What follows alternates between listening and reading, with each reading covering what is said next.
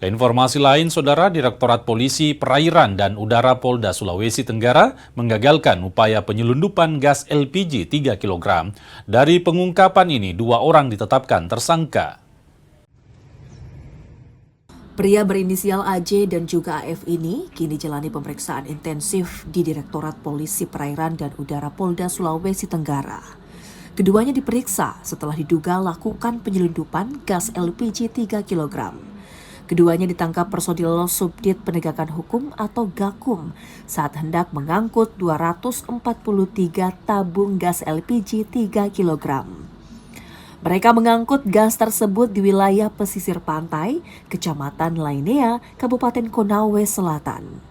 Modus pelaku dengan membeli LPG 3 kg dari pengecer di Kolaka, kemudian dijual kembali di Kabupaten Muna dengan harga yang lebih tinggi.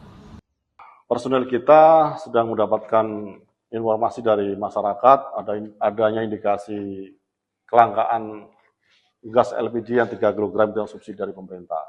Kemudian didalami dan dilakukan penyelidikan, alhamdulillah ternyata memang ada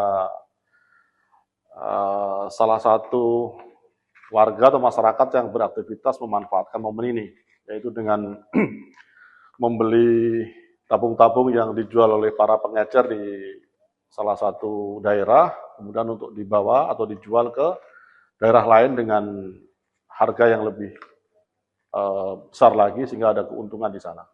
Kedua pelaku kini ditahan dan terancam hukuman 6 tahun penjara.